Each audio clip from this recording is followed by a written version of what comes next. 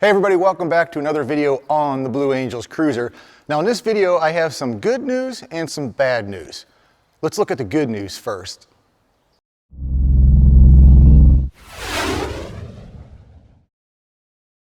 Alright, so the good news is these Banjo fittings are no longer leaking. Now if you guys remember in the other video I talked about these copper crush washers that were the problem. So I completely disassembled the fuel pump here and I annealed the washers, and I'm going to show you in just a minute how I did that. So no more leaks on the fuel filter, and there's also no more leaks on the fuel pumps. I completely removed the fuel pumps from the firewall, and that top piece here with a double Banjo fitting, I removed it, I annealed all the washers, put it all back together, and there are no more leaks.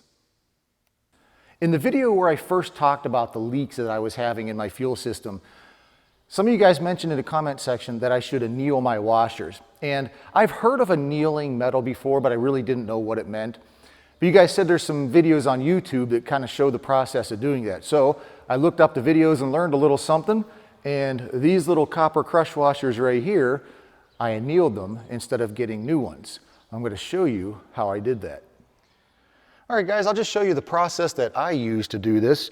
There may be many other ways you can do it, but the way I did it was I took a used copper crush washer, and sometimes on these used ones, if you use it, you'll see little indentations or imperfections in it where it crushed down from installing it the first time, and you want to remove that and make a perfectly smooth surface. And you just lay a piece of sandpaper on your workbench, and depending on what video you watch, you'll get all kinds of different recommendations for paper. I use 320. 320 seemed to work fine for me. You guys can figure out what works best for you. But all you do is you lay your washer on it and sand it down a little bit. And you just do that until you have a perfectly smooth surface on both sides. And then once you're done, we can anneal it. I have the washer on the end of a pair of pliers here. And we are going to hold it on the flame until it glows cherry red, which usually I found takes about maybe, I don't know, a minute. Okay, now I don't know if it shows in the camera, but the washer is glowing completely red or orange. Then you can take it out of the flame. And I just let it air dry, or some people I've seen on videos will put this in water, but I just kind of hang it off the end of the workbench and let it dry. And when it's done, it's ready to go. So the leaking problem is solved, the fuel system is secure. Now it's time for the bad news. All right, now for the bad news, we've moved back here to the back of the airplane. All right guys, what we're looking at on the back of the airplane is the space between the elevator and the plastic wingtip here. You can see on mine that I have about 1/8 of an inch of a gap. When I move this airplane out into the sun, and right now in Michigan it's sunny and about 90 some degrees, this plastic wingtip heats up. And what happens is the back half of this starts to bow in like this. And as you can imagine, that closes up the gap between the elevator and the plastic wingtip. So once it gets hot outside or the sun starts shining on it, the elevator's free all the way up here down to right about here is when the back end from here out starts to rub. Like I said, what happens is this rib and this wingtip it moves this way. It heats up and kind of bends in like that. And it's binding up the elevator. So I'm perfectly good to fly in the morning and evening, but once the sun comes out, the airplane cannot fly, and that is not good. Now, unfortunately, there's no way to fix this without messing up the paint. And I've been thinking of the best way to repair this or fix this, and I think what I'm going to have to do is I'm going to have to start at the tip here and start drilling out rivets. And I'm not sure if I could just drill out maybe 3 or 4, or if I'm going to have to go all the way up here to where it meets the horizontal stabilizer.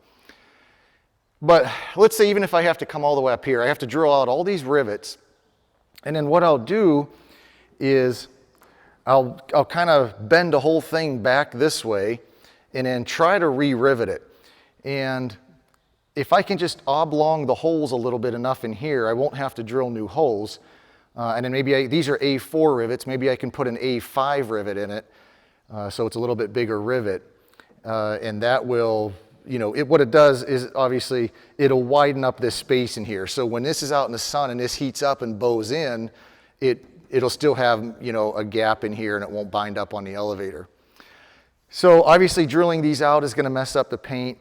And then what I'm also going to have to do I can't bend this out, but I'm going to have to, like the rib in here, this metal rib, I think I can move over. The plastic won't bend, but I'll have to shave off or sand down the plastic all along the edge. And then obviously I'm going to have to repaint it. And the best way I think to repaint this is I will mask off this line right here where the aluminum ends on the horizontal stabilizer, and I'll repaint the entire tip. That way you won't see any paint lines, and all this, since this will be sanded down and these rivets won't be painted, I can have new fresh paint on all that, and hopefully it'll look like it was never touched up. That's what I think I'm going to have to do to fix this. You guys might be able to tell on the left side here, I have a little bit bigger of a gap between the tip and the elevator. And this also does bow in, but just slightly. And when it does bow in, when it heats up in the sun, it's still completely free. There's still enough of a gap in here that it doesn't touch. So the left side here is perfectly fine. I don't need to do anything. It's basically just going to be the right side that I have to fix. So by now, most of you guys know that I did order a Super Duty kit. That will be here, I think, in the first part of September. So stay tuned. Make sure you subscribe for that complete build series. That's going to go from opening the crate all the way up to the first flight. It will not take 5 years to build like my Cruzer did. My goal is about 1.5 or 2 years to get it built. Maybe quicker if I can come up with the money for it. But in the meantime here, I have some other videos planned for you. The next one I'm going to film is a video on the minimum tools that you're going to need to build the airplane. I already did make a tools video, but a lot of people are asking me what are the minimum tools that are needed, because a lot of people don't have a budget to go out and buy a whole set of airplane tools. So I will go over the minimum tools I think you're going to need to build, and of course I'll include the other tools that are nice to have and could make things easier, but maybe are not 100% necessary to own. Another video I want to put out coming up here in the next week or so is a tour of my workshop. I've been kind of getting my shop ready for the new build, and I'll just show you how my shop is set up, and maybe you guys will get some ideas for yourself if you are getting ready to build a kit plane. The other thing I wanted to mention is I had a poll on my YouTube channel on if you thought I bought a Super Duty kit or not. And I said anyone that leaves a comment, I'll pick a random winner and give you a free t-shirt or a sticker. That winner is Nick Treadwell. So get a hold of me, Nick, if you're seeing this, and I'll send you a t-shirt or a sticker or whatever you want. Thanks for the comments. Thanks everybody for the comments. I really appreciate it. So that's all I have for you on this video. Please make sure you subscribe. If you like the content, give the video a thumbs up. That all does help the magical algorithm that YouTube uses to promote the channel to other people. So we will see you again very soon.